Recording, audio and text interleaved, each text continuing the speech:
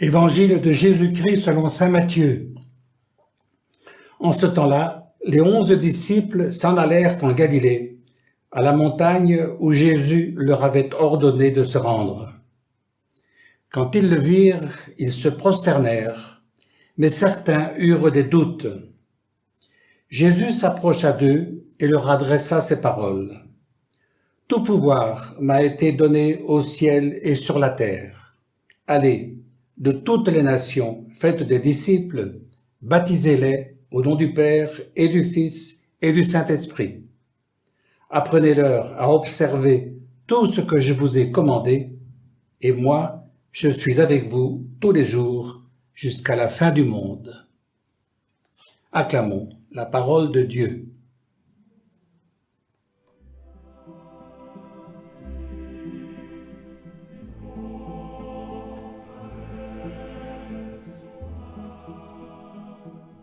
Frères et sœurs, nous célébrons aujourd'hui, une semaine après la Pentecôte, la fête de la Sainte Trinité, le mystère trinitaire. Une abstraction compliquée, incompréhensible, et en tout cas éloignée de la vie, pas sûr. Je me souviens du propos d'un pédopsychiatre qui disait dans une session de formation de professeurs de religion, « La Trinité, c'est génial, il faut en parler aux jeunes. Ça n'a pas pris une ride, cela dit quelque chose de fondamental de nos relations. » De fait, si on y réfléchit un peu, le mystère trinitaire nous touche de tout près. Il touche notre corps, notre cœur, notre façon de comprendre la vie et immédiatement notre manière d'être en communication avec les autres. Alors essayons de comprendre, même si nos mots seront toujours trop courts pour parler de la Trinité. Mais d'abord une question. D'où vient cette foi trinitaire? Le mot Trinité n'est pas dans les Écritures. La foi en la Trinité repose sur le témoignage des évangiles. Jésus y apparaît en effet en relation étroite et singulière avec Dieu qu'il appelle Père. Et entre lui et son Père existe une communion d'esprit, un esprit d'amour qu'il reçoit, dont il est habité et qu'il communique à ses disciples pour toutes les nations. Et Jésus, après la résurrection, avant son ascension, envoie les disciples en mission en disant « Baptisez-les au nom du Père et du Fils et du Saint-Esprit ». Au nom du Père, du Fils et du Saint-Esprit, c'est la formule que nous connaissons bien, une formule qui nous est familière. Elle ouvre toute prière et célébration chrétienne. Cette profession de foi a posé des questions dès le début de l'Église. Père, Fils et Esprit, qu'est-ce à dire? Certains disaient « il y aurait donc 3 dieux ». D'autres disaient « est-ce que ce ne serait pas plutôt des visages ou des apparences diverses d'un même Dieu ?» D'autres encore mettaient une hiérarchie dans la Trinité. D'abord le Père, le seul vrai Dieu, et puis en dessous le Fils, moindre que le Père, et puis le Saint-Esprit, moindre que le Fils. Finalement, à la suite de plusieurs conciles et de nombreux débats, on est parvenu à un consensus. Il n'y a qu'un seul Dieu, en 3 personnes distinctes, égales en divinité. Ainsi se constituait la base de toute théologie trinitaire. Cela peut paraître abstrait. Pourtant, comme disait notre pédopsychiatre, c'est génial. Génial parce que pour la première fois dans l'histoire de l'humanité, Dieu se révèle et se donne à penser comme une communion d'amour, comme une communion aimante entre des personnes unies, distinctes et égales.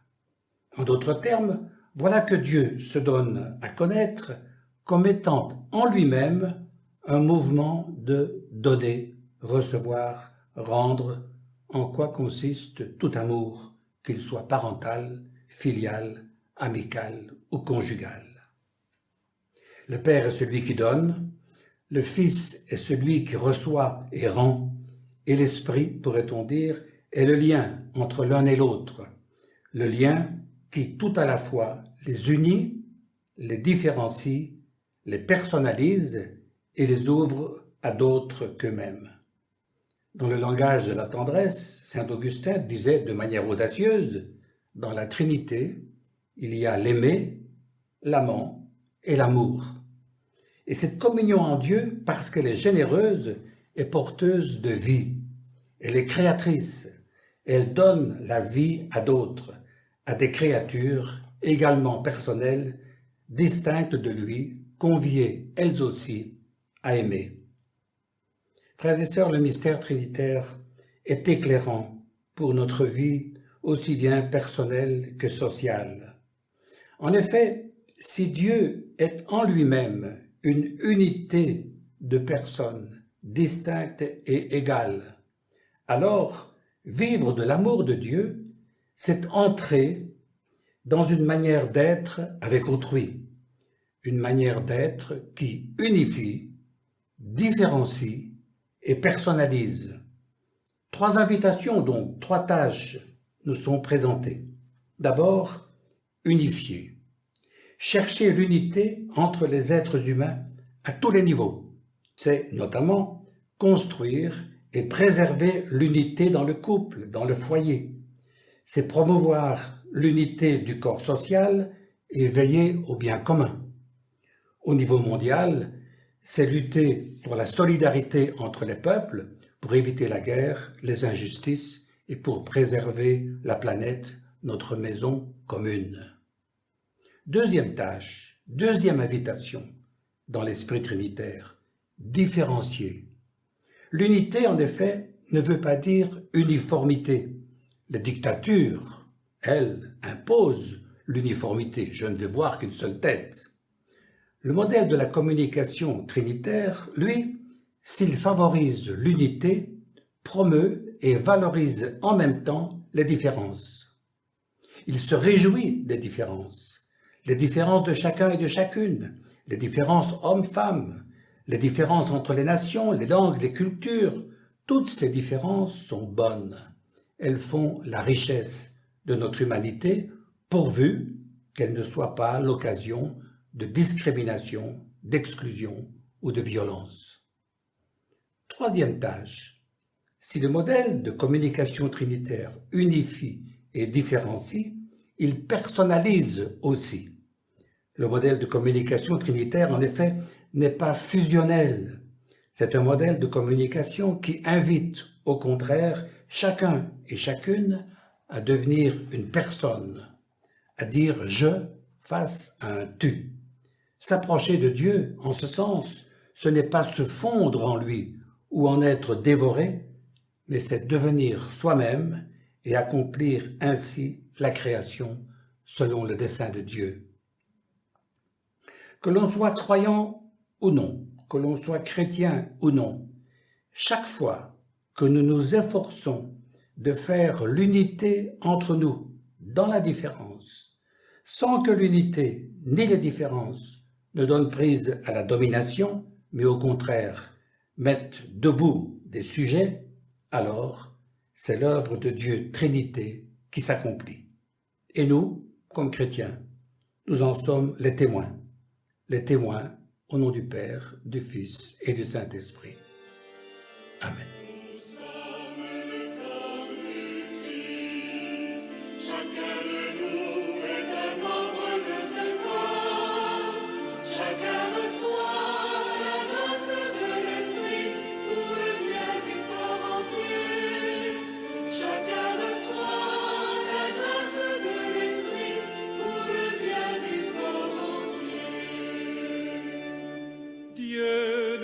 Tous appelés à tenir la même espérance, pour former un seul corps, baptisé dans l'Esprit. Dieu nous a tous appelés à la même sainteté.